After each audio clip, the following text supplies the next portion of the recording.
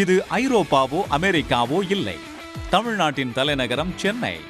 மின்னொளியில் ஜொலித்த இந்தியாவின் முதல் formula 4 street இரவு நேர பந்தய பாதையின் அழகியல் தெற்காசியாவின் கவனத்தை ஈர்த்துள்ளது. இது ஸ்ட்ரீட் சர்க்கியூட்டு சிட்டிலே இருக்கிறதுனால எல்லா பேரும் வராங்க பார்க்குறாங்க. ஸோ ஐ மீன் ஆக்சுவலி இப்போ தான் we feel that the real இப்போ ஒரு யூரோப்பில் போய் ஓட்டுற மாதிரி அந்த ஒரு ஃபீலிங்கு கிடைக்கும்.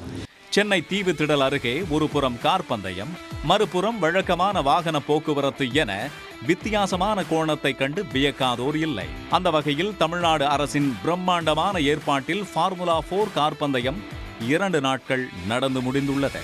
இந்தியன் ரேசிங் திருவிழா 3வது சீசனின் முதல் சுற்று கடந்த மாதம் 24, 25 ஆகிய தேதிகளில் சென்னை அருகே உள்ள இருங்காட்டு கோட்டையில் நடைபெற்றது.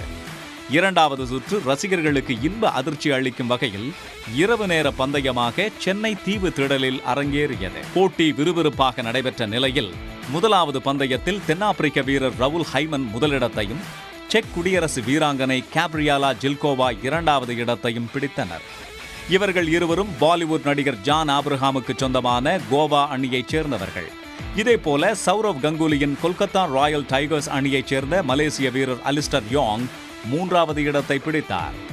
பந்தயத்திற்கு இடையே தமிழ்நாடு மகளிர் பைக் அணியின் சாகச நிகழ்ச்சி நடைபெற்றது. சாகச நிகழ்ச்சியை தொடங்கி வைத்து கண்டுகளித்த அமைச்சர் உதயநிதி பின்னர் ஃபார்முலா 4 பந்தயத்தையும் கண்டு ரசித்தார்.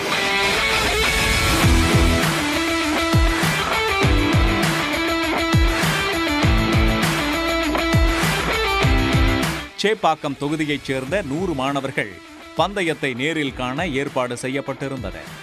இசையமைப்பாளர் யுவன் சங்கர் ராஜா, நடிகர் அர்ஜுன் கபூர் உள்ளிட்ட பிரபலங்கள் இந்த பந்தயத்தை நேரில் கண்டுகளித்தனர். பந்தயம் 2இல் டெல்லி அணியைச் சேர்ந்த போர்ச்சுகல் வீரர் அல்வாரோ பாரண்டே முதலிடம் பிடித்தார். கோவா அணியைச் சேர்ந்த பெங்களூரு வீரர் சோஹில் ஷா 2ஆம் இடமும், பெங்களூரு அணியின் ரிஷான் ராஜு 3வது இடமும் பிடித்து அசத்தினர்.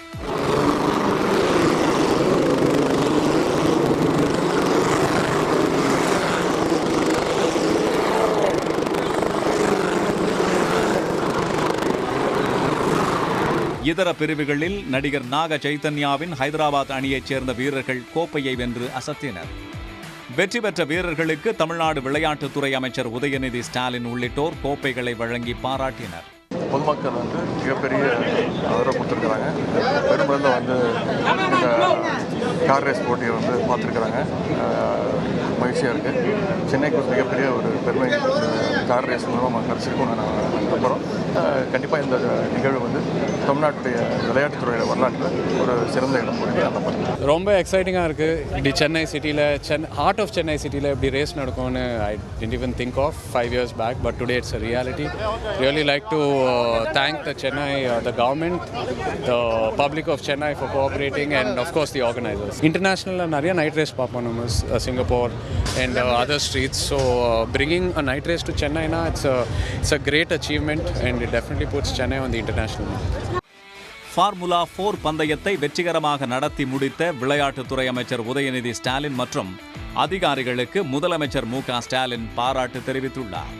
உலகத்தரம் வாய்ந்த வசதிகளை ஏற்படுத்தி விளையாட்டிற்கு கொடுத்து வரும் முக்கியத்துவத்தை குறிப்பிட்டுள்ள மு.க. ஸ்டாலின், பாரம்பரியமிக்க தமிழ்நாட்டை இந்தியாவின் விளையாட்டு தலைநகராக உறுதிப்படுத்துவோம் என தெரிவித்துள்ளார். உடனுக்குடன் செய்திகளை தெரிந்து கொள்ள சன் நியூஸ் பெல் ஐகானை கிளிக் பண்ணுங்க.